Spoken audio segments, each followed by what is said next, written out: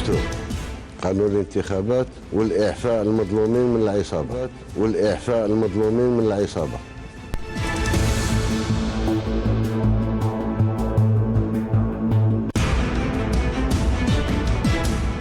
رئيس دائرة الاستعلام الأمن السابق خرجت تحاول عبثا نفي توجدها في هذه الاجتماعات ومغالطة الرأي العام، ويعملون على تأجيج الوضع والاتصال بجهات مشبوهة والتحريض على عرقلة مساعي الخروج من الأزمة، وعليه وجه لهذا الشخص آخر إنذار.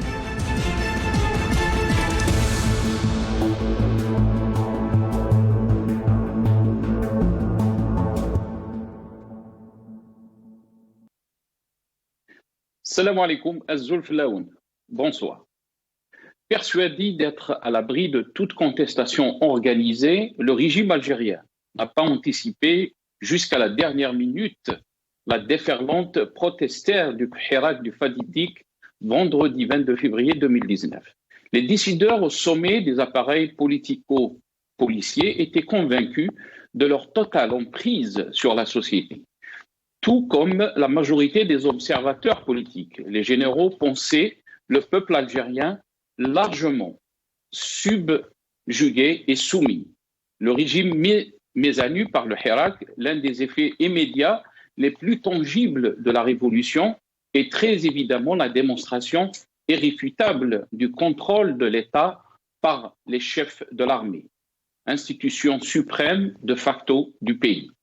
Pour Gaïd Saleh, les slogans dénonçant le chef d'état-major et sa collusion avec les Émirats arabes unis proviendraient de la boîte noire de l'ex-DRS. La fixation paranoïque du général ne correspond pas à la réalité, même si des milieux proches de l'ancien chef des Mukhabarat ont, avec d'autres segments de la nomenclature, tenté d'instrumentaliser le Hirak. La purge déclenchée par l'état-major frappe des hiérarchiques du régime, Premier ministre et ministre, mais également hommes d'affaires aux fortunes colossales édifiés sous la protection de chefs de groupes d'intérêt en déconfiture. Les procès expéditifs et bâclés qui se succèdent à un rythme soutenu permettent néanmoins d'entrevoir l'énormité des détournements en dévoilant certains pans du fonctionnement mafieux du système. Ce vaste règlement de compte est présenté comme une version locale de l'opération italienne Manipulite, gage de la volonté sincère de l'armée de répondre aux attentes du peuple. Il n'en est rien, bien entendu. Cette purge cathartique ne vise qu'à convaincre Urbi et Orbi que le régime se réhabilite en éliminant ses branches les plus pourries, selon le storytelling du CEN. La contestation populaire n'aurait de ce fait plus de raison d'être, à moindre frais sans qu'il soit besoin de mettre en question la nature autoritaire et délinquante du régime. Les généraux appliquent ainsi à leur manière la célèbre recommandation du guépard de Lampedusa. Le moins que l'on puisse dire est que cette stratégie cousue de fil blanc n'a pas vraiment convaincu le Hirak. La justice militaire relaxe les 4 inculpés, victimes du système Gaïd Saleh et de ses acolytes, en attendant le blanchiment du général Nazar et de ses 2 co-accusés. Ce simulacre de procès par-delà le droit qui doit être dit en tout lieu, en toutes circonstances, renseigne à l'évidence toute la fragilité de l'institution militaire qui a été instrumentalisée à des fins personnelles et surtout pour des enjeux de pouvoir loin des intérêts de la nation. Le système brutal et le réseau du feu Gaïd Saleh ont-ils été démantelés par l'acquittement de Toufir et Co. Les conséquences de ces procédés mafieux et sectaires sont une atteinte à l'honneur de l'institution militaire, la décrédibilisant aux yeux de l'opinion publique nationale. Les prisonniers politiques, les journalistes et les militants des droits de l'homme qui croupissent dans les chioles du régime étaient victimes aussi de la même injustice dont on nous parle aujourd'hui. Le peuple algérien doit-il subir cette justice à deux vitesses rendue selon que l'on soit puissant ou faible? Ce qu'il est à craindre, c'est que l'armée perde sa cohésion et devienne de manière endogène une armée en crise de moralité, en crise d'engagement patriotique. Si la crise sanitaire a donné un sursis inespéré au régime, il n'en a rien fait pour évoluer et répondre à minima aux attentes du peuple. Le pouvoir algérien, plus que jamais concentré entre les mains des principaux chefs militaires et policiers, tente de se réorganiser, de se regrouper pour empêcher par tous les moyens le retour du Hirak à l'issue de la crise pandémique.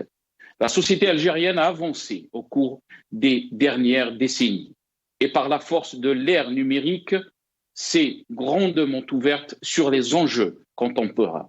Le Hirak a conforté cette maturation politique et culturelle. Il l'a présenté au monde entier dans sa pluralité pacifique et démocratique. Le logo du régime est à des années-lumière d'une société en mutation rapide qui l'entrave systématiquement dans ses aspirations à l'état de droit et au développement. La lutte de l'homme contre le pouvoir, c'est la lutte de la mémoire contre l'oubli. Messieurs les généraux, le Hirak est déterminé d'aller jusqu'au bout de sa révolution.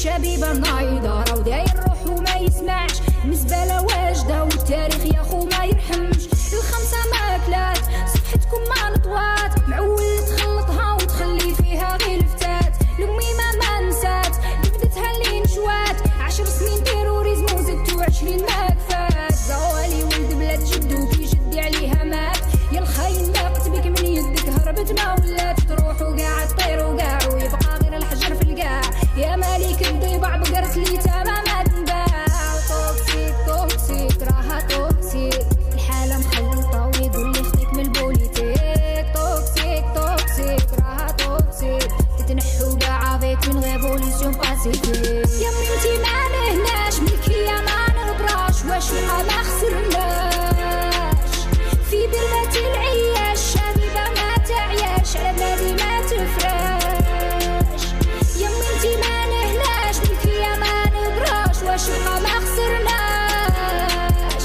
في برمة العياش شبيبة ما تعياش ولاش سماح ولاش توكسيك راها توكسيك الحالة مخلطة ويقول يخطيك بالبوليتيك توكسيك راها توكسيك تتنحو قاع بيك من ريفوليسيون باسيفيك خفنا عليها زمان من الغلطة نتاع زمان غصة في قلب سكتنا باش تبقى هي ثمان طال الحال شاب زوالي من التخمام غرقتو في الزط راضي زيسبيري ما يلام يا القاضي عدل في حكام كاين ربي فوق المال موحدو كيتو هو البندية ما عليه كلام شفنا بعينينا سنين وبقينا حاصلين بين وبين بين حكم الميت ولا الشر. L'acquittement de Toufik, oui, la justice, oui à la justice, non à la manipulation, c'est le titre de notre émission ce soir. Et pour en parler, j'ai le plaisir d'accueillir Adel Jabbar, observateur politique depuis le Canada via Skype. Et on aura aussi le plaisir d'avoir Karim Tabou, coordinateur de l'UDS depuis Alger. On aura aussi le plaisir d'avoir Hassan Mouali dans la deuxième partie de cette émission, journaliste qui sera avec nous depuis Alger aussi. Et Maître Nabila Ismail, avocate et militante politique, elle sera aussi depuis Alger. Pour commencer donc cette émission, Adel Marhababik, bonsoir. Merci pour l'invitation. Un grand coucou à vos invités. Et un grand salut à notre peuple, à l'étranger et en Algérie. Merci. On a aussi avec nous, on me dit, Karim Tabou qui est avec nous depuis Alger. Karim Tabou, merci d'avoir accepté l'invitation. Marhaba bik. Bonsoir.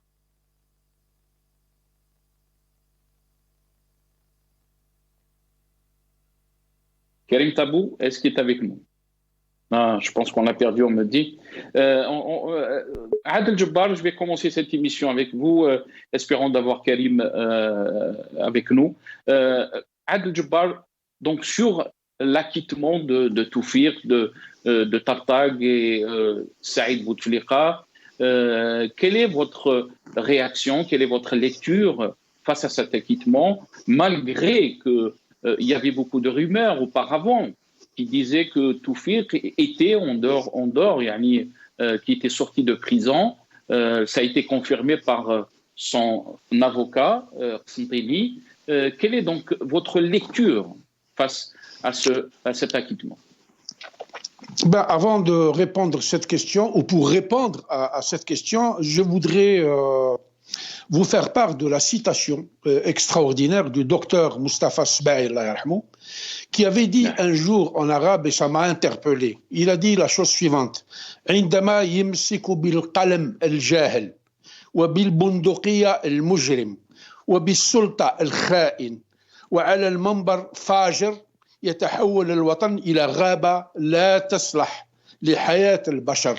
Nous sommes dans une jungle, donc épiloguer ou commenter ce qui s'est produit hier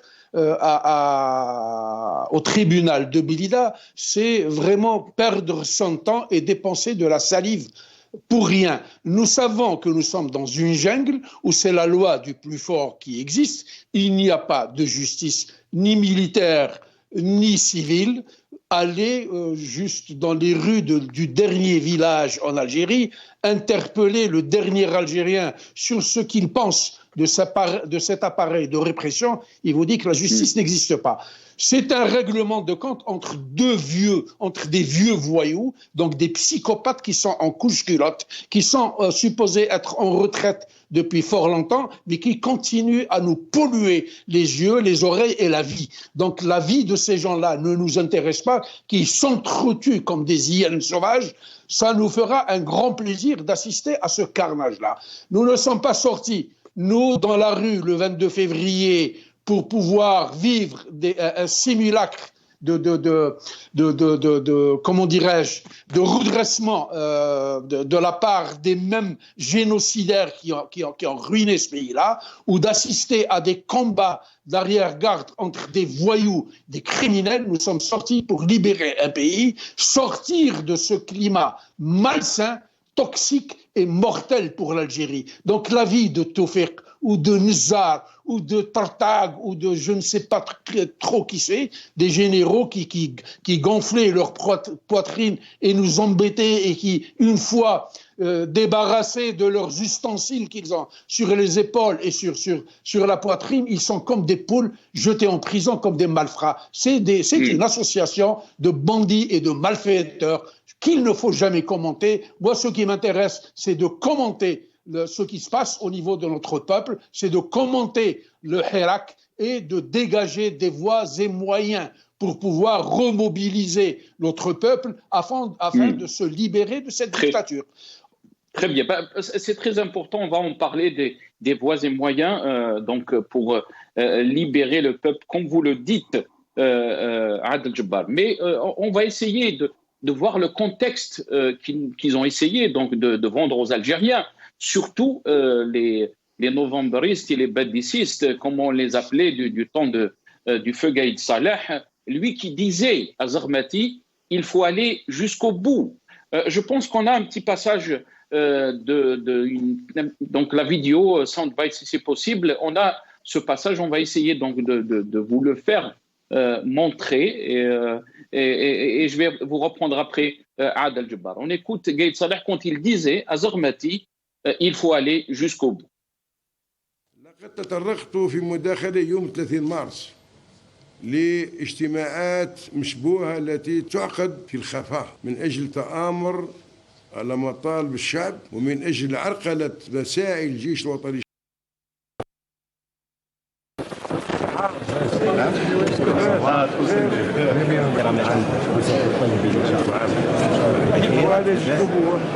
victoire. Non, non, il faut aller jusqu'au bout. Il faut aller jusqu'au bout. Merci victoire. Non, non, il faut aller jusqu'au bout. Il faut aller jusqu'au bout. Merci victoire. Non, non, il faut aller jusqu'au bout. Donc ça, c'était on a entendu Gaïd Salah, qui disait donc à Zarmati, ministre de la Justice, il faut aller jusqu'au bout. Bien sûr, et là, il parlait donc de ces procès expéditifs, comme je l'avais donc dit dans mon intro, et qu'il faisait allusion à Toufiq et lui qui parlait de la Isaba. On va essayer d'écouter. Je pense qu'on a fait montrer donc cette petite vidéo où à Ouargla, je pense, Gaïd Salah parlait donc de cette conspiration de Toufiq, de Saïd, de Tartag, pour prendre le pouvoir d'après lui. On essaie de l'écouter et on va revenir à nos amis.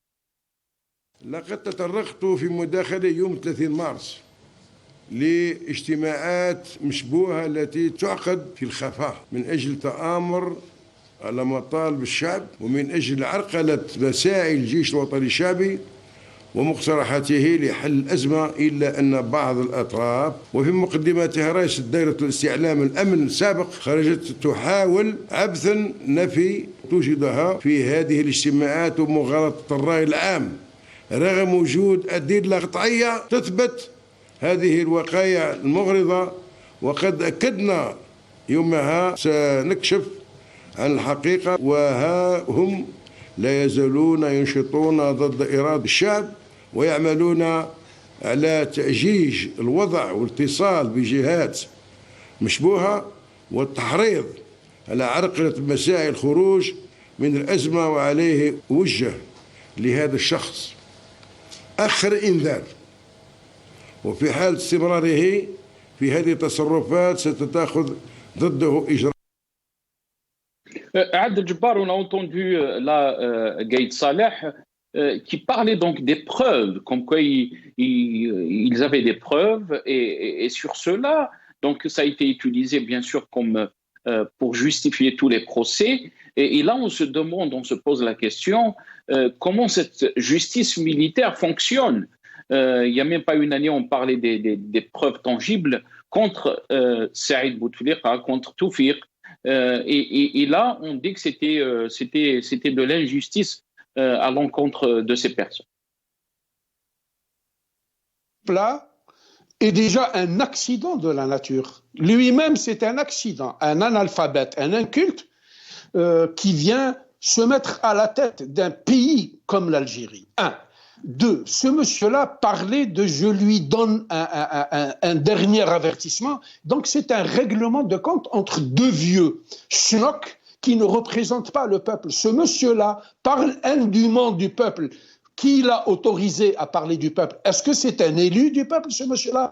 Est-ce qu'on lui a donné un mandat pour parler au nom du peuple? Rien. Ce vieux général est cité dans Wikileaks comme une pourriture.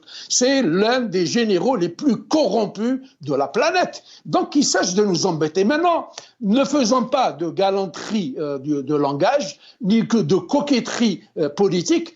Appelons les choses par leur nom. Dans cette justice, dans ce pays-là, qui vit sous une dictature effroyable, il n'y a pas de justice, ni militaire, ni civile. Il y a une année ou une année et demie, cette vieille brute qui a heureusement disparu de la terre, et l'Algérie se porte mieux sans lui, avait décidé d'incarcérer ses acolytes, ses adversaires qui voulaient lui tirer le tapis sous les pieds. Les mêmes juges, les mêmes accusations sont tombées hier comme par enchantement, parce que le téléphone d'un Mac aussi, d'un Macro qui est le chef du état-major, a sonné. Ce n'est pas le directeur de la justice militaire qui a donné ordre, ou la Cour suprême, que moi j'appellerais la Cour des miracles.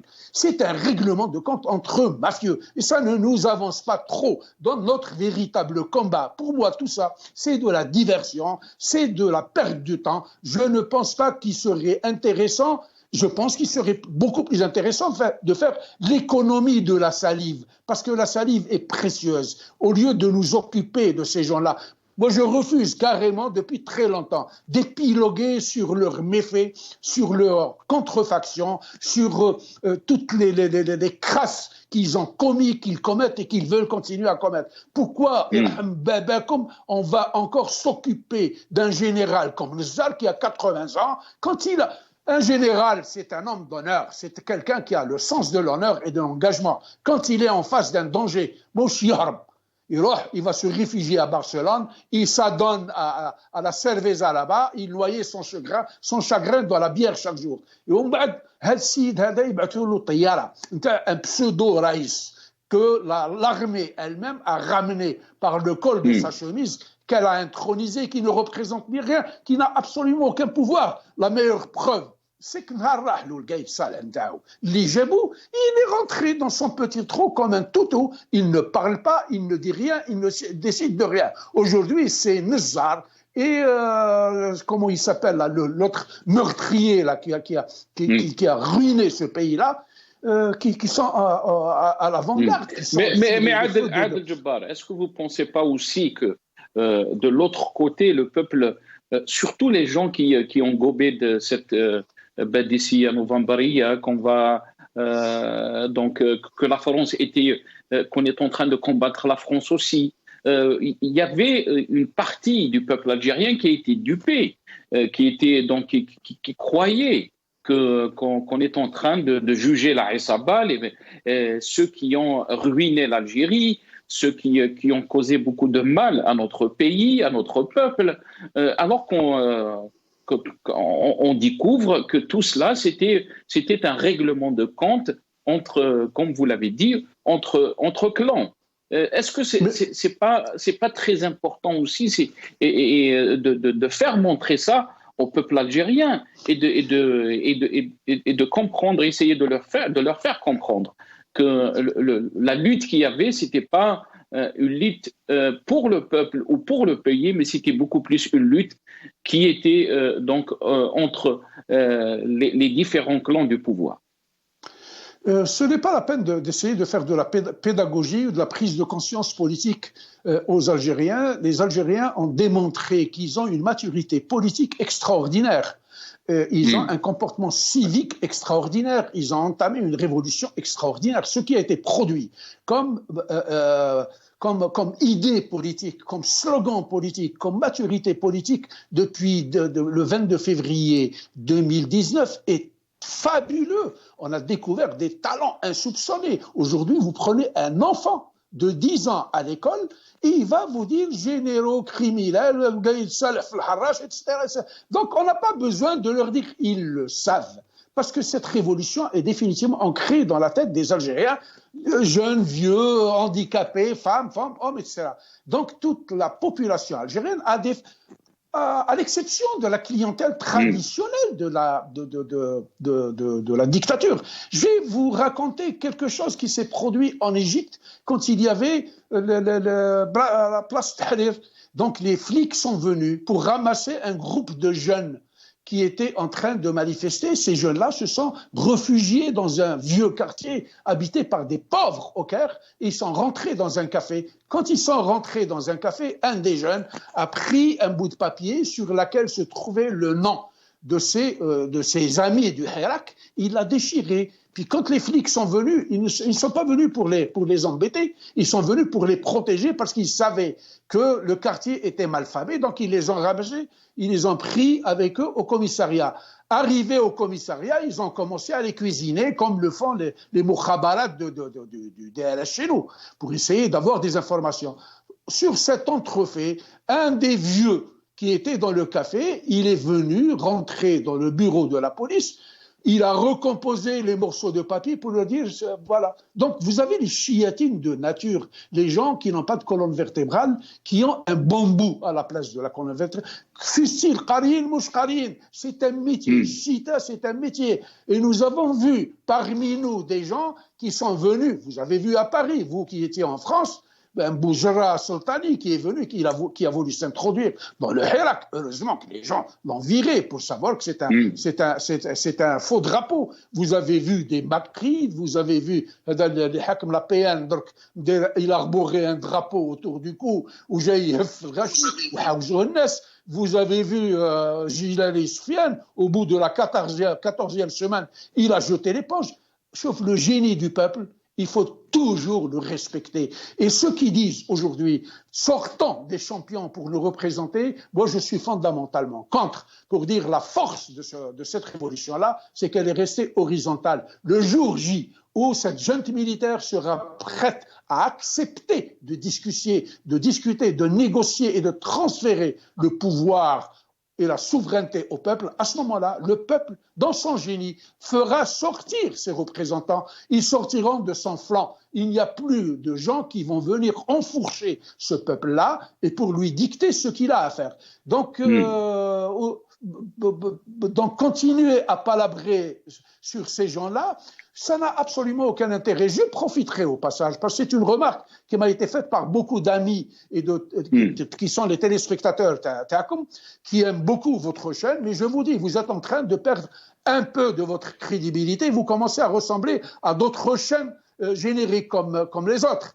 بكري كي كانت المغاربيه على ديدانها الشعب كان يخرج يعيط المغاربيه قناه الشعب.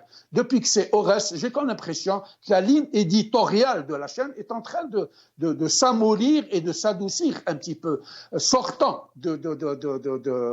comment dirais-je, des redondances de chaque jour, et soyez cette chaîne qui rentre sans être invitée dans les foyers des Algériens, comme elle rentre dans le cœur des Algériens, pour les conscientiser, pour leur donner de la pédagogie politique et pour surtout les motiver, tenir des discours optimistes, des discours encourageants, parce que notre peuple est actuellement tétanisé par la peur. Il faudrait qu'on puisse transmettre des messages d'espoir à notre peuple en Algérie, pour lui dire que la peur ne nous avancera pas nulle part et ne réglera pas nos problèmes et ne fera pas écarter les dangers qui nous attendent. Je vais vous terminer probablement par épiloguer sur ce chapitre-là pour dire à notre peuple, ce n'est pas parce que cette dictature-là, d'abord soyons rassurés, cette dictature-là est dans son rôle. Elle ne va pas envoyer ses mercenaires pour nous offrir des fleurs et des chocolats. Donc ils sortent pour incarcérer, pour emprisonner. Depuis 1 année et demie, ils ont mis 200 personnes en prison. Je rappellerai à nos frères et à notre peuple que la révolution algérienne avait commencé avec 500 personnes, avec des fusils de chasse, pour affronter l'armée la plus puissante, la 4e armée la plus puissante de l'époque. Quand il en a arraisonné l'avion qui transportait nos dirigeants de la révolution ne s'est pas arrêtée. Le peuple s'est mobilisé. Donc c'est la motivation, c'est l'espoir, c'est la détermination qui fera l'affaire. Nous avons foi en ce pays. Nous avons la motivation d'aller loin pour nous libérer. Si nous ne nous libérons pas, il n'y aura pas un peuple qui va le faire à notre place. Il n'y aura personne pour venir nous aider. Donc c'est à nous de prendre notre destin en main. Et il ne faut pas avoir Très bien, peur. C'est à nous de prendre notre destin en main. Je vais reprendre ça, Adel Djebbar. Mais quand vous dites que notre ligne éditoriale a changé, nous, je pense que dans notre chaîne, on essaie de tout faire pour donner la parole au peuple algérien, à son élite, aux différents acteurs politiques. Et on essaie aussi d'éclairer l'opinion publique algérienne, où qu'elle soit, de la situation de notre pays à tous les niveaux. Mais malheureusement, est-ce que vous pensez aussi que la responsabilité dans cette opposition politique, dans cette élite, et que le peuple aussi a une part de responsabilité dans le sens, c'est lui seul qui peut donc décider de mettre fin à la façon de gérer notre pays. Chauffe, moi je n'ai pas pour habitude de renvoyer dos à dos la victime et son bourreau. Je refuse le syndrome de Stockholm. Je ne tombe jamais en amour contre un tortionnaire et un criminel. Vous me donnez la chance de parler de ce qu'on appelle l'élite. Cette élite-là a été démantelée en 1962 pour par une dictature qui sévit sans arrêt depuis cette date jusqu'à maintenant. Je vous rappelle qu'un sinistre personnage du Troisième Reich, en l'occurrence Joseph Goebbels, disait « Lorsque j'entends le mot culture, j'ai envie de sortir mon pistolet ». C'est exactement ce que fait cette junte militaire. Et donc, il faudrait qu'elle domestique, il faudrait qu'elle apprivoise, il faudrait qu'elle écrase l'élite algérienne. Donc, quand vous me parlez de partis politiques, à l'exception de 1, 2 ou 3 hommes politiques et femmes politiques qui se comptent sur le bout des doigts, le reste, c'est une khorda, c'est une invention du DRS et des moukhabarat. Un parti politique dont le loyer est payé par l'État, dont le chèque de paye vient de l'État, dont les subsides viennent de l'État, n'est pas un parti politique, n'est pas un parti d'opposition. C'est l'opposition du pouvoir qui est fabriqué par le pouvoir lui-même. Maintenant, je vais vous citer les cas d'intellectuels ou d'élites qui existent. Donc, le dictateur ou la dictature a horreur de l'élite et de l'intellectuel. Pourquoi ? Parce qu'elle pense qu'elle est la seule à incarner une véritable alternance politique. Elle ne veut pas de vagues et elle ne veut pas de gens qui viennent lui casser les pieds. Donc, qu'est-ce qu'il y a comme élite ? Il y a l'élite qui résistent. Donc, c'est des gens qui sont sincères, qui sont motivés, qui sont amoureux de leur pays, qui sont près de leur peuple. Ce n'est pas parce qu'ils vont se mettre à mépriser leur peuple. Ils sont au service de leur peuple et parmi eux, on en connaît ceux qui ont payé le prix de la dictature. Vous avez l'élite qui apporte le soutien à la dictature. Donc, je vous donne l'exemple d'un poète, d'un grand poète, Neruda, qui avait une énorme sympathie pour Staline. Il n'a jamais dénoncé parce qu'il a eu le prix Staline. Vous avez l'intellectuel accommodant. On en a beaucoup en Algérie. C'est des gens que bon, tant que la paye rentre, tant qu'ils ne touchent pas à mes privilèges, tant que à gauche et à droite, et donc ils font ce qu'ils veulent. Je m'occupe de ma petite vie. Il y a l'intellectuel à temps partiel. Qui est-il, cet intellectuel-là ? C'est un intellectuel qui vient et il s'occupe de sa petite personne, mais de temps en temps, on lui dit « Faites un poème à la gloire de Gaïd Saleh, Bendicia, Bandia, je ne sais pas quoi, faites une chanson à la gloire de tel général, etc. » Et donc, entre la crainte et puis, il y a l'intellectuel mercenaire. Et c'est ça l'immense majorité de nos intellectuels, entre guillemets, entre parenthèses, transformés en hommes politiques. Et vous avez quelqu'un qui était avec nous, qui passait sur votre chaîne, et rebelle. Il y a quelque chose de fantastique dans cette révolution-là.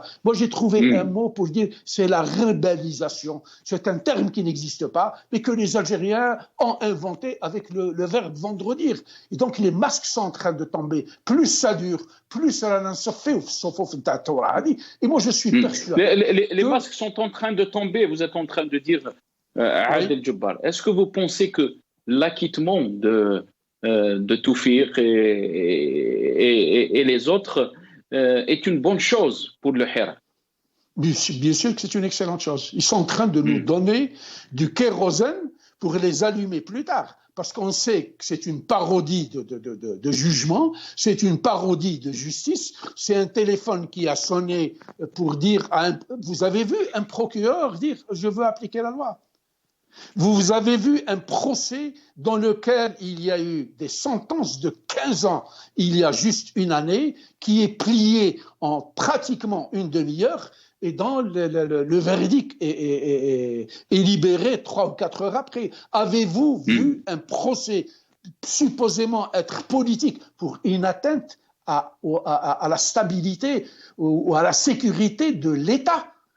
Se faire juger comme ça avec 2 journalistes triés sur le volet, les journaux, tout le monde sait pour qui ils roulent, et puis un avocat pour chaque accusé. Et puis c'est vraiment dramatique. C'est kafkaïen. Je vous dis une chose, Kafka, le grand romancier de l'absurde, s'il venait en Algérie avec cette dictature, il irait à la maternelle pour apprendre les ABC. Les ABC comment dirais-je, de ce qu'il sait faire le mieux.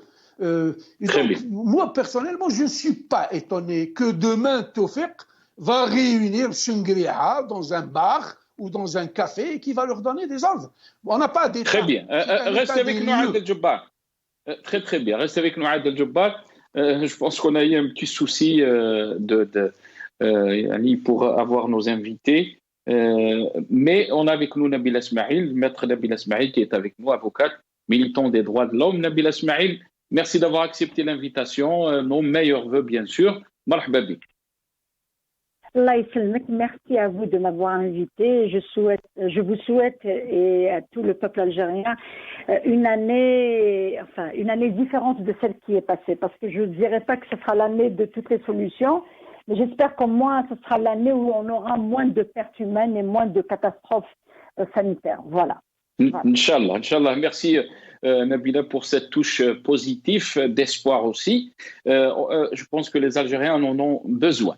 Nabila Smaïl, si on revient un peu sur donc, ce fait sur l'acquittement de Tawfiq et les autres, comment on peut le lire, cet acquittement? Adel Jabbar, qui est avec nous dans cette émission, dit que c'est une excellente chose, mais aussi ceux qui suivent, les observateurs qui suivent ce qui se passe dans notre pays, pensent que l'état du DRS va revenir en force avec toute sa machine, toutes ces manœuvres. Quelle est votre lecture par rapport à cette affaire en tant qu'avocate, surtout par rapport au fonctionnement de la justice? Très bien. D'ailleurs, d'abord, c'est une question qui nécessite deux types de réponses. Une réponse juridique, une réponse purement politique. La réponse juridique, il n'en déplaise à certains qui... je ne voudrais froisser personne, mais à partir du moment où, en tant qu'avocat, nous avons eu connaissance du dossier qui a renvoyé Tawfiq, Tapag, Ouizahnoun, Saïd Bouteflika, qui les a renvoyés devant le tribunal militaire. Depuis le début de cette mascarade judiciaire, tous les juristes, avocats, sont d'accord pour dire que c'était un dossier vide, qu'on ne peut pas renvoyer devant un tribunal militaire des personnes qui étaient composées de personnalités politiques, de militaires en retraite, qui se sont réunis dans un lieu qui n'était pas caché. Et on ne peut pas les poursuivre de conspiration contre l'État ou contre l'armée. Ça, tous les avocats se sont mis d'accord sur le fait que c'était une affaire montée par Gaïd Salah, qui ne voulait pas donner la priorité à Ouizahnoun ou à Tawfiq ou à Saïd Bouteflika de déloger Bouteflika pour répondre aux premières revendications de la rue. Donc, Gaïd Salah, quand il a su qu'ils allaient arriver à proposer Zerwell ou une période de transition, il voulait s'accaparer cette solution pour peut-être contrôler le Hirak et dire que c'est grâce à lui que Bouteflika est parti. Donc, ce dossier, cette cabale judiciaire est purement un dossier de revanche ou un dossier fermenté et un dossier fabriqué par une personne qui voulait enlever tout le monde et rester le maître à bord. Mais, alors, mais là, Nabila Smaïl, et là, ça nous amène à déduire que tous les militants politiques qui ont été emprisonnés, les journalistes, les personnalités politiques, dont Karim Tabou, ont subi tous cette injustice. On n'arrête pas de dire que pourquoi il y a eu réhabilitation de Tawfiq, Tapag, Saïd Bouteflika sans qu'il y ait réhabilitation des détenus politiques. Je l'ai déjà dit dans ma dernière intervention sur votre chaîne, j'ai dit qu'on ne doit pas faire le parallèle. Quand il y a une justice digne de ce nom, elle devrait réhabiliter tout le monde.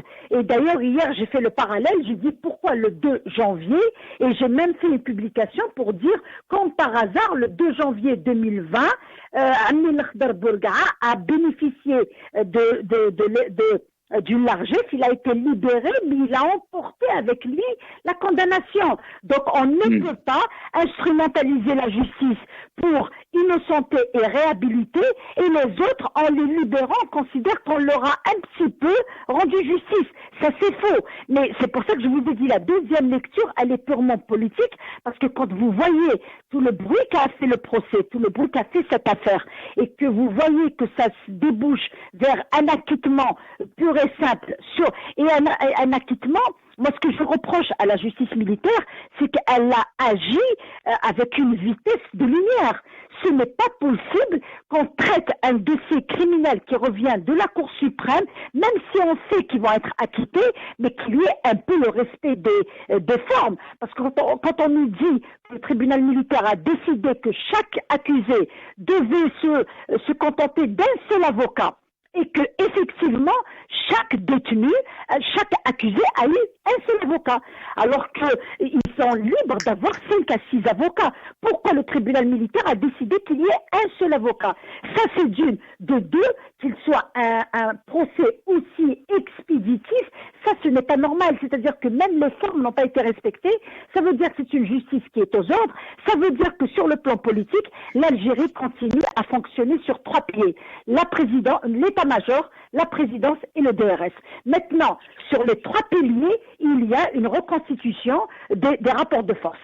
Maintenant que le clan de Gaïd est en train de s'effondrer, il y a un clan qui peut-être va revenir. Est-ce que c'est un clan qui est un peu plus politisé que le clan de Gaïd? Est-ce que c'est un clan qui va vouloir négocier son départ pour épargner la violence ou pour épargner le chaos à l'Algérie? On ne sait pas. Est-ce qu'ils sont en train de se recomposer dans les rues? Dans tous les cas de figure, il reste que les Algériens qui ont fait une révolution ne veulent pas s'inscrire dans ces luttes de clans parce qu'ils ont dit, on a commencé à demander à sortir contre un 5e mandat, on ne va pas le vivre sans Bouteflika. Parce que là, on est en train de vivre un 5e mandat sans Bouteflika, avec les mêmes antagonistes, avec les mêmes rapports de force qui sont en train de se refaire. Parce que par exemple, hier, on entend qu'il va y avoir des poursuites. Maintenant que Toufek et autres ont été acquittés, maintenant ils vont commencer à attaquer en justice tous les anciens militaires qui ont été actionnés par les télévisions du pouvoir pour les attaquer, les toucher dans leur honneur et tout. Mais nous, on ne veut pas rentrer dans ce genre de conflit judiciaire. On en a marre d'assister à cette instrumentalisation de la justice pour régler des comptes personnels. On est en train de demander à tous ces clans de se battre en dehors des institutions de l'État pour ne pas causer l'effondrement de l'État. On est en train de leur dire, le peuple est sorti pour vous dire, ça suffit, on est contre ce régime. On n'est pas contre Toufek ou Bouteflika ou Gaïd, nous sommes contre ces pratiques. Or, ces gens-là qui ont gouverné le pays, l'un derrière les rideaux, l'autre devant, ils ne veulent pas changer de méthode, ils ne veulent pas se réconcilier avec leur propre pays. Parce que le pays, c'est le peuple, le sol et les frontières, et les richesses. Voilà ce que c'est qu'un État. Or, eux, ils veulent tout contrôler et c'est à tour de rôle. C'est comme si c'était un match aller. Mais Nabila Smaïl, excusez-moi, je vous ai coupé la parole. Ce que vous dites, presque tous les Algériens le disent. Mais là, ça nous amène aussi à poser la question, le régime est dans sa logique. Le régime est en train de faire ce qu'il faut faire pour sauver sa peau. Est-ce que la responsabilité maintenant n'est pas du côté des personnes, de l'élite, des partis politiques, du peuple tout entier, de dire qu'on est en train de parler des rapports de force et apparemment donc ce régime n'arrive pas à nous entendre, n'arrive pas à nous écouter parce que tout ce qu'on est en train de voir, c'est la reconstitution de ce régime, c'est les mêmes pratiques, c'est la même continuité. Est-ce que la question ne se pose pas aussi de la responsabilité de l'autre? Et quand je parle de l'autre, c'est le peuple, c'est l'élite, c'est les partis politiques qui veulent qu'il y ait un changement pacifique en Algérie. Alors, la question est très importante dans la mesure où je vais vous répondre par une autre question, si vous me le permettez. Je pourrais parler de la responsabilité du peuple et de l'élite si on est...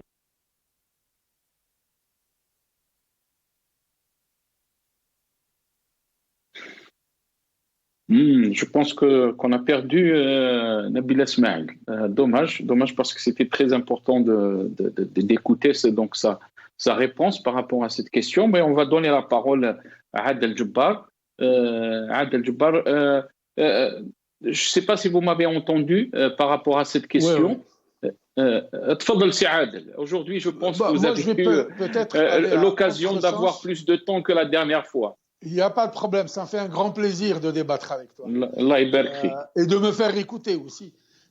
Donc c'est une belle opportunité, pas l'opportunité des hommes politiques, une opportunité de simple citoyen qui donne son avis et son opinion la plus sincère, la plus honnête et la plus franche sur l'horrible situation que nous vivons. Donc moi, au risque peut-être de froisser un petit peu Maître Nabil Esmaïl, je dirais que le problème, la triptyque présidence, état-major et Moukhabarat n'existe pas. En Algérie, il y a un seul problème, c'est le problème de la police politique, c'est le problème des Moukhabarat et c'est le problème de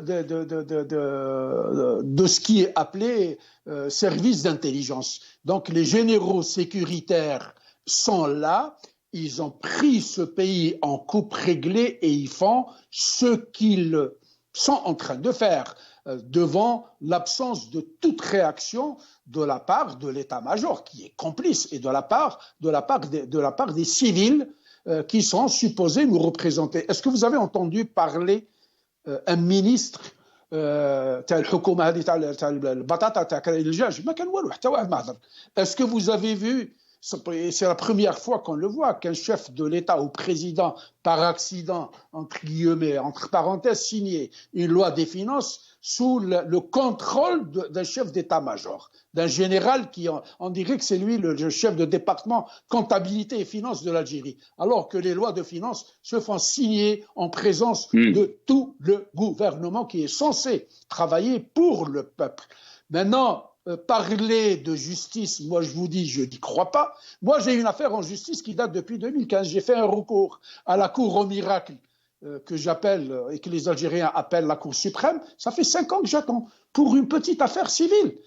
Donc Hadou, qui avait des accusations, à la chaise électrique. Aux États-Unis, c'est 250 ans de prison pour atteinte ou tentative d'atteinte à la sûreté de l'État. Donc, cessons de considérer que nous avons un État. C'est un État mafieux, c'est un État de voyous, c'est un État narcotrafiquant. Les institutions de cet État sont désintégrées totalement. Je l'ai dit sur le Magharibi à l'époque, que ceux qui ont été mis en prison vont être remplacés par des rapaces beaucoup plus affamés qu'eux. Aujourd'hui, on est en train de détruire cette Algérie. Bouteboul vient de signer une loi des finances. On a la possibilité d'établir un bilan, parce que sur ce bilan-là, il n'y a qu'une seule colonne. C'est la colonne du passif. Le pays est en avarie totale comme un bateau, donc c'est poubelle. Dans des États qui se respectent, quand on établit une loi des finances, on va tout de suite passer aux investissements, donc les besoins en investissement, les besoins en fonds de roulement, les besoins en trésorerie, les plans, les programmes et plans d'action, les plans de redressement de l'économie. Avez-vous vu un ministre nous faire une projection de ce que sera l'économie algérienne dans 6 mois, 1 année? Mais quel ouadou! Mais quel c'est du vent! Mais quel ouadou, très bien. C'est du vent, c'est un vide abyssal. Moi, ça me rappelle la géométrie dans l'espace, où on étudiait les ensembles vides. C'est un gros ensemble vide pour moi. Très bien, restez avec nous, Adel Jabbar. Je pense qu'on a avec nous Nabil Esmaïl. Nabil Esmaïl, est-ce que vous m'entendez? Oui, je vous entends très bien. Vous avez juste commencé à répondre donc à ma question sur le volet juridique, le volet politique par rapport à cette question. Donc, mais on vous a perdu. Tfadali Nabil Esmaïl. Vous m'aviez posé la question sur la responsabilité de l'élite devant ce qui est en train de se passer. Moi, je vous ai dit que pour parler de la responsabilité du peuple et de l'élite, il faudra qu'on soit à armes égales. C'est-à-dire qu'il faudra qu'on ait les mêmes moyens que les tenants du pouvoir. Les tenants du pouvoir, ils ont l'armée, ils ont l'administration, ils ont les moyens, ils ont les finances, ils ont la justice. C'est ça qui est encore plus dramatique. Quand vous instrumentalisez la justice pour empêcher l'élite de s'exprimer, là, il y a problème. Les jeux ne sont pas clairs. Il y a problème. Parce qu'il y a celui qui détient la justice, l'armée, l'administration, la police, qui vous empêche d'apporter la solution. Qu'est-ce qu'on peut attendre de l'élite qui se réunit, qui lance des débats, qui n'a pas de télé, qui n'a pas de plateau, qui n'a pas d'audiovisuel, qui n'a pas de journaux, qui n'a absolument rien, à part les réseaux sociaux, à part les plateformes numériques, à part des contacts pour essayer d'établir et maintenir le contact. Les rassemblements sont interdits, les réunions sont interdites, les meetings sont interdits. Comment voulez-vous que l'élite, sans l'accord de la rue, comment voulez-vous que l'élite soit présente alors que cette élite-là a pu s'exprimer grâce au Hirak, grâce aux sorties. Les partis politiques d'opposition, ceux qui n'ont pas été achetés, ils ont été brisés de l'intérieur. Ceux qui n'ont pas eu d'agrément, les nouveaux qui se disent réellement de l'opposition n'ont pas eu d'agrément pour les empêcher de travailler. Ceux qui existent depuis des trentaines d'années, ils demandent des autorisations pour faire des meetings, on leur donne pas cette autorisation. À partir du moment où toutes les lois mettent tout le monde sous la loupe, vous ne pouvez pas parler d'efficacité. Vous avez beau être porteur du meilleur projet, de la meilleure solution politique, quand vous avez des restrictions, quand il faut créer, tenir une réunion, tenir un meeting, rassembler ses propres militants, tout ça, c'est sous contrôle. Il faut faire une demande et expliquer le motif. Donc, quand on vient vous dire que la rue ne peut pas sortir maintenant, parce que d'abord, le Hirak, c'est le peuple qui a décidé de s'arrêter. Le peuple ne s'est pas arrêté sous injonction militaire ou sous injonction du pouvoir. Le peuple a décidé de lui-même d'arrêter parce qu'il y a une pandémie. Maintenant, ces mauvais joueurs ont profité de cette accalmie, de cette suspension du Hirak pour élaborer des lois liberticides, des lois répressives, des lois qui vous empêchent même de réfléchir, parce que dès que vous commencez à réfléchir, vous voyez déjà des poursuites. Donc, ils ont instauré une dictature judiciaire. Et c'est le mot. Ils ont instauré une véritable dictature. Rien qu'à citer un exemple, aujourd'hui, il y a eu les trois activistes du Hirak de Tizi Ouzou qui ont été condamnés, Zohir et les trois jeunes qui ont été condamnés à 2 mois de prison. Ils ont purgé leur peine aujourd'hui.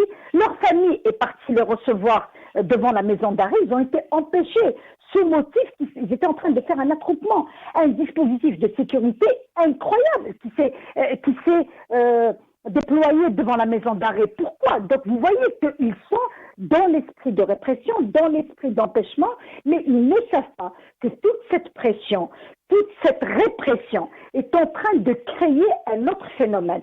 Vous savez que maintenant, les jeunes ne veulent même pas nous écouter. Quand on leur demande d'attendre et de se calmer et que ça va changer, que c'est une révolution, ils refusent de nous écouter. Ils considèrent que nous sommes en train de les calmer par peur ou nous sommes pratiquement du côté du pouvoir. Et la colère est tellement grandissante que même ceux qui leur disent « Attendez, on a le temps, c'est une révolution, on va y aller doucement, les propositions sont là, les solutions sont là », ils vous disent « Non, puisque vous nous demandez d'attendre, donc vous êtes contre ». Alors qu'on n'est pas contre. Très bien. On n'est pas contre. On ne va pas engager nos enfants en prison. On n'a pas besoin de nos jeunes soit haraga, soit en prison. On les veut libres. On veut qu'ils nourrissent la révolution dans leur tête pour pouvoir la reprendre avec des idées construites, avec un projet, un réel projet.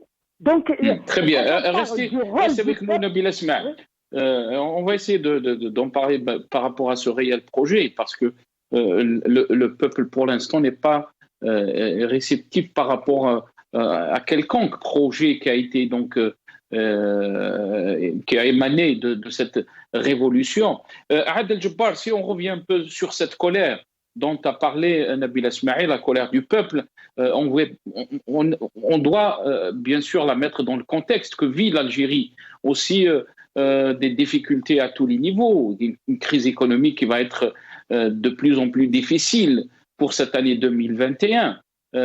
Donc, est-ce que vous pensez que ce déni de réalité de la part du régime et aussi dans sa logique de manœuvre pour essayer donc de perpétuer le régime, est-ce que vous pensez que ça peut amener l'Algérie à des situations très difficiles?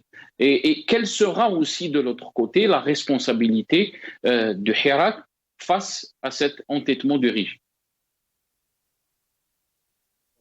Comprendre une fois pour toutes et définitivement que nous avons affaire à des criminels. هذا النظام هذا مجرم. النظام هذا تاع إجرام. Il ne sait pas faire autre chose que de commettre des crimes et des assassinats politiques. On a vu dernièrement des informations qui sont sorties de la prison de Koléa. J'en profite pour en parler aujourd'hui sur les tentatives criminelles des mukhabarat qui vont jusqu'à aller violenter, terroriser, agresser des prisonniers qui sont derrière. C'est des lâches. Et puis on a appris qu'ils sont en train de tout faire pour rendre fou un prisonnier politique comme Rachid Nekaz, Rachid Nekaz, et tous les autres, les Ben Amoun, qui sont en train de souffrir d'une situation post-opératoire. Nous avons affaire à des criminels. Moi, j'ai toujours comparé ce régime-là à une véritable psychiatrie. Quand vous rentrez dans une psychiatrie, qu'est-ce que vous faites? Vous n'allez pas tendre vos oreilles et les écouter déblatérer. Vous allez tous les injecter pour les faire dormir et après les traiter un à un. Donc, aujourd'hui, quelle est la réponse? Le politique, c'est quoi? Le politique, c'est un rapport de force. Quand les Algériens envahissaient la rue de façon massive, par centaines de milliers ou de millions, ils ne se faisaient pas ramasser comme des canards sauvages ou comme des pigeons, parce que la force était là.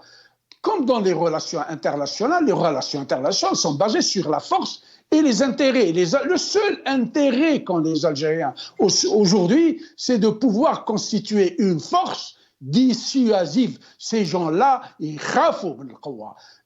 Et avec tout ce qui nous est offert par la technologie, en termes de communication, en termes de diffusion de l'information, ça leur fait peur. Ils ne veulent pas. Ils veulent toujours cadenasser. Il ne faut pas que ça sorte. Il faut que ça reste hermétique. Et il faudrait qu'ils soient les maîtres du jeu. Il faudrait qu'on puisse aujourd'hui nous mobiliser pour faire porter leurs crimes à la face de toute la planète. Et il faudrait qu'on puisse sortir. Arrêtons d'avoir peur. Ce n'est pas parce qu'ils ont mis 200 personnes aujourd'hui que la peur va nous tétaniser. Notre ennemi numéro 1 aujourd'hui, c'est la peur. Transcendant cette peur-là, recouvrant notre courage et nos motivations, il s'agit de la vie de ce pays-là, de la liberté, de l'indépendance des générations présentes et futures. Oui. Je vais essayer de tendre la perche à Nabil Esmaïl. Nabil Esmaïl, vous avez entendu Adel Djebbar, il faut transcender cette peur. Quelle sera donc, vous pensez, la réponse du Hirak, la réponse du peuple algérien, ceux qui pensent comme quoi c'est le moment ou jamais qu'il faut qu'il y ait un changement donc, au sein de ce régime. Est-ce que vous pensez qu'il y a une question de peur qu'il faut transcender, comme le dit Adel Djebbar?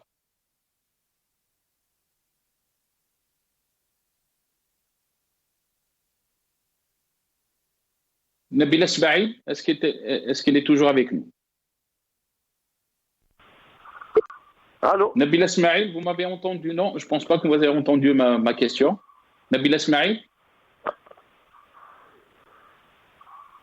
Nabil Esmaïl, est-ce qu'elle est avec nous? Nabil Esmaïl? Je pense qu'on a un petit souci apparemment avec le téléphone de Nabil Esmaïl. Est-ce que Nabil Esmaïl est avec nous? On l'a perdu, on me dit. Hassan Mouali est avec nous? Hassan Mouali, non, il n'est pas avec nous. Adel Djebbar, je vais revenir donc sur cette peur. Est-ce que vous pensez que le mur de la peur dont on parlait avant donc de l'ère Bouteflika n'a pas été cassé, ce mur n'est pas tombé. Quand les marches ont commencé le 22 février 2019. Non, moi je pense que le mur de la peur a été franchi. Le 22 février, c'était fini. Bon, on l'a vu, des jeunes Algériens qui allaient devant les prisons pour leur dire « mettez-nous en prison, on n'a pas peur de vous ». Ils rentraient dans les tribunaux, dans la sinistre cour de Sid Mohamed. Et puis, il criait Madani à Mouch Askaria, Gaïd Salah et les généraux à la poubelle, etc. Maintenant, je vais juste rebondir sur quelque chose que vous disiez à propos de Maître Nabil Ismail et de notre ami Mouali. Vous savez, la communication, qu'on vous coupe, ça fait partie des techniques primitives, primaires et sauvages de la contre-révolution. C'est eux qui contrôlent les téléphones en Algérie, et ils sont en train de vous couper la communication avec des gens qui interviennent sur votre chaîne et qui disent ce qu'ils pensent. Donc, la contre-révolution est un tout. Aujourd'hui, il ne faut pas aller dans les détails. C'est un bloc. C'est vrai, Adel. C'est vrai. Moi, je peux confirmer que les coupures qu'on est en train de subir malheureusement dans nos émissions, on les trouve très bizarres techniquement, parce qu'on a des techniciens quand même qui travaillent et qui essayent de mettre tous les moyens à notre disposition pour avoir de bonnes communications avec les invités dont on a dans nos émissions. Et on trouve très, très bizarre aussi, comme vous l'avez dit, ces coupures avec nos invités. Je pense qu'on a avec nous de retour, elle est avec nous, Nabil Ismail. Nabil Ismail. Oui, je suis là, je suis avec vous. Oui, Nabil Ismail, je ne sais pas si vous... J'ai pensé à la même chose que vous, hein, donc... malheureusement, voilà. Malheureusement, on est obligé de faire avec ça. Donc, je ne sais pas si vous m'avez... Excusez-moi de vous le dire, mais le fait de continuer est un acte de résistance. On essaie on essaie en tous les cas de continuer malgré les difficultés qu'on rencontre par rapport à notre travail. Nabil Ismail, donc par rapport à cette peur dont il a parlé, dont vous avez parlé, dont il a répondu à Adel Jabbar, il a dit que le peuple algérien a fait tomber ce mur de la peur et il l'a fait montrer le 22 février 2019. Alors, d'abord, il faudra qu'on fasse la différence entre le mot peur, ça veut dire lâcheté et laisser tomber, et le mot peur d'être victime d'une injustice. Vous savez, en réalité, le peuple n'a pas peur, le peuple attend. Et c'est ça qui est très intéressant. C'est que le peuple, vous savez, le peuple a marché jusqu'à mars, jusqu'à la mi-mars. Il y avait la pandémie. Il y avait la répression, il y avait la prison, mais il a continué à marcher jusqu'à ce que la crise sanitaire se fasse ressentir sérieusement, et la menace était réelle. Donc, le Hirak a décidé de suspendre les marches provisoirement. Le problème qui s'est posé, c'est que c'est pendant cette suspension que le pouvoir a profité. Il a profité pour réprimer, pour faire des lois, pour amender. C'est pour ça que le peuple ne peut pas oublier le rôle négatif qu'a joué l'Assemblée populaire actuelle. L'Assemblée populaire nationale, issue de la plus affreuse du plus affreux, comment dirais-je, fraude électorale et de la plus affreuse corruption qui puisse exister, a contribué à faire des lois contre le peuple, alors que c'est une assemblée populaire. Donc c'est une assemblée qui a démontré son allégeance au pouvoir de l'instant et au pouvoir de l'époque. Donc c'est ça, le peuple, il faut qu'on se mette d'accord, le peuple est très en colère. Le peuple est en colère, Khouya Nassar. Et quand on parle de la colère d'un peuple qui sent que sa révolution a été détournée, On ne peut pas deviner sa réaction. On peut simplement faire porter la responsabilité d'une déviation ou d'une déviation ou d'un débordement, on va le faire porter au régime, au pouvoir en place. Parce que le peuple, dehors, le peuple qu'on voit tous les jours, le peuple dans sa dimension morale et dans sa dimension sociale est en colère. Parce qu'ils sont, on lui a volé 2 ans de sa révolution, et ils sentent que tout ce qu'il a fait, il l'a pas fait, il l'a fait presque pour rien, parce que c'est un jeu de marra andouk ou marra andi, c'est une lutte de clans, et chacun, c'est un relais, il se relaie au pouvoir. Maintenant, qui va commander qui va donner des ordres à qui, c'est tout. C'est les chefs qui ont changé, mais les pratiques, c'est les mêmes. Mais le peuple, quand on parle du peuple algérien, vous savez, quand on voit les parents des détenus, quand on voit les détenus du Hirak qui sortent de prison, quand on parle avec eux quand ils sont en prison, quand on voit leur détermination, on sait pertinemment que cette révolution ne pourra pas être détournée le fleuve de cette révolution ne peut pas être détourné. Parce que quand vous avez des jeunes qui ont fait la prison et qui vous disent « Wallah, nous connaissons Klouna, غير نعاودو نولو » mais trace هذيك la nuance, تاع نعاودو نولو كيفاش. Très bien, restez avec nous, Nabila Smaïl. Je pense qu'on a été rejoint par notre confrère Hassan Mouali, journaliste qui est avec nous depuis Alger. Hassan Mouali, merci d'avoir accepté l'invitation. Marhaba bik et tous nos meilleurs vœux, Chiran. Merci beaucoup, M. Khair alaikum, meilleurs vœux, kul aam wa antum bkhair, Inch'Allah. Inch'Allah. Merci Hassan. Hassan, quelle lecture peut-on faire donc de cet acquittement de Toufiq et compagnie? Beaucoup d'observateurs parlent du retour de l'État profond, l'État dans l'État, comme on l'appelait. Est-ce que aussi c'est un signe d'effritement ou un signe aussi de faiblesse du régime, et de quelle justice on est en train de parler? Je vais peut-être étonner tout le monde, mais personnellement, je m'attendais à ce qu'il soit acquitté pour la simple raison que ils ont été mis en tôle par un homme, chef d'état-major l'ancien chef d'état-major de l'armée, Gaïd Salah. C'était une incarcération politique claire et nette. Le dossier était vide. Quand on parle de comment on a appelé ça, le chef d'inculpation, complot contre l'autorité de l'État et l'autorité de l'armée, à son temps déjà, en 2019, quand il les a emprisonnés, personnellement, j'avais fait un post sur Facebook pour dire que c'est du n'importe quoi.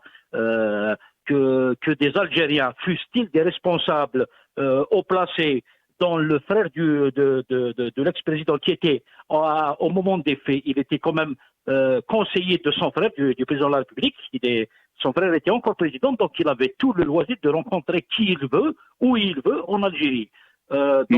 Personnellement, je ne considère pas que c'était un complot de l'autorité de l'État. Encore faut-il que, admettons que c'est vrai, il fallait prouver, donner des pièces à conviction que c'était véritablement un complot. La réalité, c'était une affaire politique.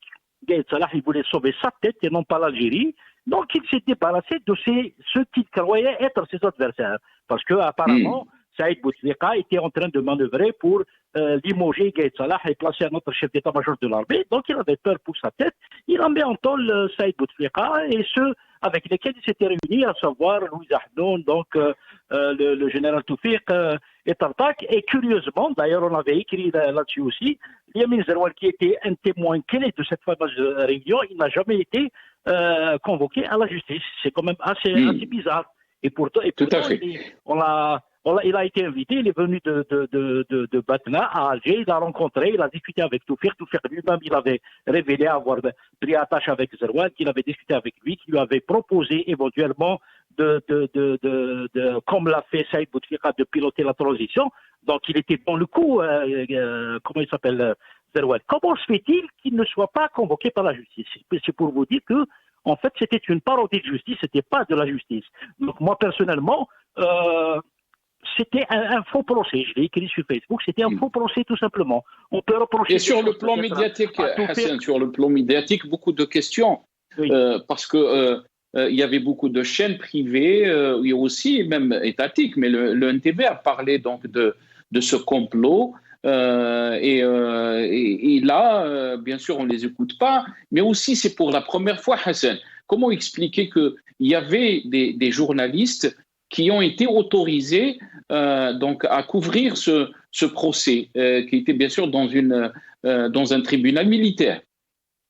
Oui, là c'est une première en effet, mais moi je pense que c'est pour un peu, ça participe de l'entreprise de réhabilitation du général Toufiq, surtout général Toufiq, accessoirement Louis Ahnoun et Tartak, mais surtout général Toufiq. Pourquoi? Parce que c'est le patron des services secrets algériens pendant un quart de siècle. Il a été humilié, il faut bien le dire. Général Toufiq a été humilié en 2015, d'ailleurs, d'abord par Saabani, il avait traîné dans la boue, et en plus, peut-être dans son infini pessimisme, il n'a jamais imaginé qu'il pouvait être emprisonné.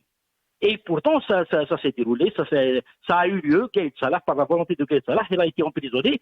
Donc maintenant, ils veulent faire un peu les choses en grand, essayer une réhabilitation publique, quitte à faire entorse aux règles d'usage, à savoir que dans le tribunal militaire, il n'y a pas de journalistes, il n'y a pas. Donc hier, ils ont permis aux journalistes d'assister, un peu pour apporter des choses, pour dire voilà, c'est un peu entre guillemets la République. Mais Hassan, la question qui se pose, pourquoi Toufiq seulement? Est-ce qu'on a besoin de Toufiq dans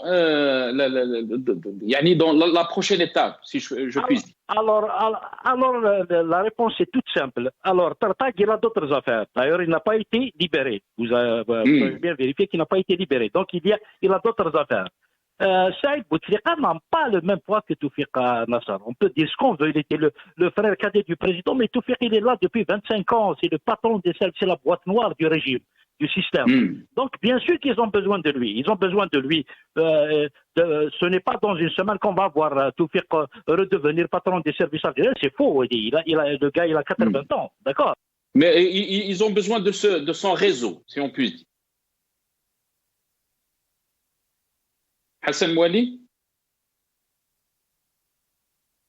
Est-ce qu'on a avec nous Hassan Mouali? Hassan Mouali, est-ce que vous m'entendez?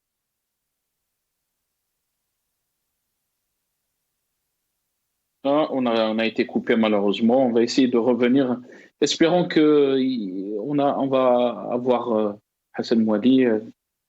Adel Jabbar, je vais revenir à vous très rapidement, il ne me reste pas beaucoup de temps. Hassan Mouali est en train de dire que on a besoin, c'est le régime, et là je parle bien sûr du régime, a besoin des réseaux de Toufiq. Et là, ça nous amène bien sûr à une question. Le régime est en train de tout faire pour se perpétuer, pour se ressaisir face à la situation et d'un retour éminent de Hirak, si on peut dire. Personnellement, on m'accuse souvent d'être un optimiste, mais je ne suis pas optimiste, je suis un réaliste. Je suis définitivement certain que ce régime de pacotille, cette vieillerie qui ne se vend même pas en solde, elle va disparaître. Elle n'arrive pas à se renouveler. Si elle ne le fait pas par la force de la mitraillette et des coffres de la banque, elle va disparaître par le fait de la biologie. J'ai fait rigoler un petit peu Nasser et quelques téléspectateurs. Moi, je me suis amusé à calculer l'âge de Tebboune, de Chengriha et de Ben Ali. Et j'ai trouvé que leur âge correspond exactement au jour de l'indépendance des États-Unis d'Amérique. Donc l'âge cumulé de ces trois, c'est 1783, quand la couronne britannique a reconnu l'indépendance des États-Unis. Quand j'ai rajouté Nzar et Toufiq et celui qui s'occupe du Sénat, Goudjil, c'est 1535, c'est-à-dire 16 ou 17 ans après le rattachement de l'Algérie à l'Empire ottoman. Ces gens sont à l'ère du canon à poudre. Ils ne comprennent pas que le monde a changé. Très bien. Restez avec nous, Adel Jabbar. Restez avec nous parce qu'on a de retour Hassan Mouali. Hassan Mouali, est-ce que vous m'entendez? Oui, je vous entends, Nasser. Très bien. On a été coupé, Hassan. Si vous voulez continuer donc dans votre analyse. Je disais que c'était évident que Toufiq, c'est pas le même poids que Saïd Bouteflika. Saïd Bouteflika, il a plein de dossiers de corruption et tout ça, et il n'a pas géré la décennie noire, mais il a des dossiers de corruption. Donc il n'a pas le même poids. Il est comptable de tout le bilan de son frère. Et plus encore, depuis 2013, il était pratiquement le vrai président algérien. Donc il était comptable.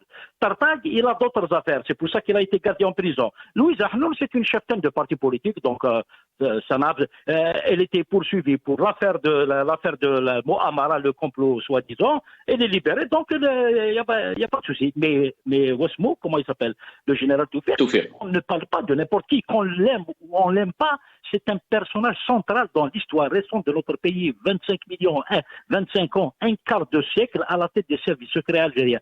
C'est la boîte noire du système algérien. Après, bon, maintenant, il a été... Est-ce que c'est sa libération, Hassan, est-ce que c'est une bonne chose, mauvaise chose pour le Hirak? Comment doit-on prendre? Moi personnellement, j'ai une vision froide des choses, le recul nécessaire. Pour moi, c'est pas une libération, c'est le fait de l'avoir emprisonné pour cette affaire-là a été arbitraire. C'était par la volonté de Gaïd Salah. Je ne suis pas en train je vais pas me faire l'avocat du diable défendre le général Toufik. Il est suffisamment mieux outillé que pour se défendre. Mais il faut avoir le courage de dire la vérité. C'était un faux procès fait aux quatre personnalités, y compris Toufik, bien sûr. Maintenant, s'il y a d'autres dossiers sur Toufik, où on peut l'étayer par des preuves de corruption, à la bonne heure, il faut l'attaquer en justice. Tout le monde est justiciable. Mais sur cette affaire-là, je suis désolé, permettez-moi l'expression, c'est du n'importe quoi. On a juste créé, on a failli diviser le pays. Maintenant, tu me dis, par rapport au Hirak, au Hirak, je sais pas, maintenant, est-ce qu'on peut s'attendre à ce que Toufik joue un rôle? Moi, je ne pense pas, à 80 ans, malade et tout, je ne pense pas, je ne vois pas Toufik revenir au centre de la décision. Maintenant, oui, il ne faut pas se leurrer, il a ses hommes aussi qui ont travaillé avec lui. Peut-être, tu me diras, c'est l'aile de Toufik qui revient. L'aile de Toufik qui revient dans les services, ça c'est possible. Maintenant, dans quelle direction? Moi personnellement, j'ose espérer qu'il y aura une perspective qu'on adopte, on corrigera le tir, qu'il y aurait une perspective vertueuse qui verrait les responsables civils et militaires de ce pays s'unir pour le bien de l'Algérie. Et quand je dis le bien de l'Algérie, c'est de rendre la parole au peuple. Quand on ne va même plus parler de Hirak, mais on parle de la volonté populaire. Donc vous pensez qu'on s'éloigne encore plus de cette éventualité? Anam? Vous pensez qu'on s'éloigne encore plus de cette éventualité? Ça veut dire la libération de Toufik confirme donc la continuité du même régime. Écoute, le régime, c'est un seul régime depuis 62. Maintenant, le régime, il peut évoluer. Il y a un nouveau contexte. Qui a cru un jour que Toufik, le tout-puissant patron du DRS, pouvait être emprisonné pendant 18 mois? Impossible. C'est vraiment de la science-fiction. Et pourtant, il a été emprisonné. Donc lui-même, il va tirer des conclusions. Ses hommes vont tirer des conclusions. Gaïd Salah, qui était le Rob d'Azer pendant une année, il n'est plus de ce monde-là. Donc tu vois, les choses s'accélèrent et tout ça. Très rapidement, Hassan, quel avenir pour le... Quel avenir pour le Hirak dans le contexte actuel que vit notre pays? Très rapidement, Hassan. Alors, très sincèrement, je ne vois pas, je ne pense pas que le Hirak puisse revenir comme il a été avant avec le marche vendredi, tout ça, je ne pense pas. Maintenant, j'espère que le régime sera suffisamment intelligent et suffisamment bien inspiré pour court-circuiter. Il va tout simplement, parce que le Hirak, le peuple a exprimé ses besoins, il a exprimé ses revendications, le pouvoir les connaît. Maintenant, il lui appartient juste d'entreprendre la satisfaction de cette plateforme de revendication, c'est-à-dire libération des détenus d'opinion. C'est une exigence indépassable. On ne peut pas amorcer un processus politique sans ce prérequis. On doit libérer tous les prisonniers d'opinion. C'est un très bon geste. Parce que moi je considère que pour la majorité d'entre eux, ils ont été emprisonnés pour des délais vraiment bidons, donc il faut les libérer. Ça va rasséréner la situation, ça va détendre l'atmosphère. En bas, ouverture du champ politique et médiatique, que ces télévisions qui sont devenues des canaux de propagande retrouvent leur vocation originale, s'ouvrent, y compris les médias publics. La libération de l'activité politique, je pense que ça va créer une espèce de déclic au niveau national. Les Algériens vont reprendre à se parler entre eux. Il va y avoir un débat, conférence nationale, et pourquoi pas. Et à terme, à moyen terme, juin, juillet, pourquoi pas organiser des élections législatives ou alors, je ne sais pas, une présidentielle anticipée, je ne sais pas. Voilà. Très bien. Merci Hassan. 30 secondes très rapidement, Nabil Esmaïl. Il ne me reste pas beaucoup de temps. Je vais terminer aussi avec Adel Djebbar. Quel avenir pour le Hirak? Vous avez entendu la réponse de Hassan Mouali. À vous, Maître Nabil Esmaïl. L'avenir du Hirak dépend d'abord de la détermination du peuple à arracher ses revendications légitimes, ça c'est d'une. De deux, je pense que M. Adel Djebbar avait bien fait de préciser l'addition entre les âges de ceux qui sont au pouvoir. Donc il est remonté quand même, c'est un chiffre qui fait peur quand on additionne leur âge. À cet âge-là, je pense qu'il faut avoir un minimum de sagesse. Quand on parle du parcours de Toufik, moi j'ai eu à écouter ou à lire la lettre qu'avait faite Mme Zohra Drif, qui avait demandé à ce que l'élargissement de Toufik pour tout ce qu'il a fait pendant la guerre de libération, ensuite pendant la lutte contre le terrorisme, il a akhirihi. Moi je pense que quand on aime ce pays, il faut le sauver. Donc celui qui peut prétendre aimer ce pays doit mettre du sien pour se mettre autour d'une table et négocier une sortie de crise. Ceux qui prétendent moi je ne peux pas admettre qu'on continue à jouer et puis le fait qui va prendre le pouvoir, si c'est pas l'autre, c'est l'autre. La lutte de clans ne peut pas être bénéfique pour l'Algérie. Celui qui aime l'Algérie, que ce soit Toufik ou Chingriha ou quelqu'un d'autre, c'est des personnes qui ont un pouvoir ou qui ne l'ont pas, mais qui pèsent. Ils peuvent aller vers une négociation pour une sortie de crise pacifique. Merci à vous, Nabil Esmaïl. Dernier mot, désolé, Maître Nabil Esmaïl. Dernier mot très rapidement, Adel Djebbar. Nabil Esmaïl dit qu'il faut sauver ce pays. 30 secondes. Définitivement, il faut sauver ce pays. Le pouvoir est actuellement incarné et entre les mains d'une junte militaire. Si elle fait preuve de raison, de sagesse et d'intelligence, elle s'ouvre et elle ouvre le champ politique et elle appelle les représentants qui seront désignés par le peuple à venir négocier un transfert de souveraineté qui sera garanti par l'armée qui va rejoindre ces casernes, qui deviendra neutre à la politique.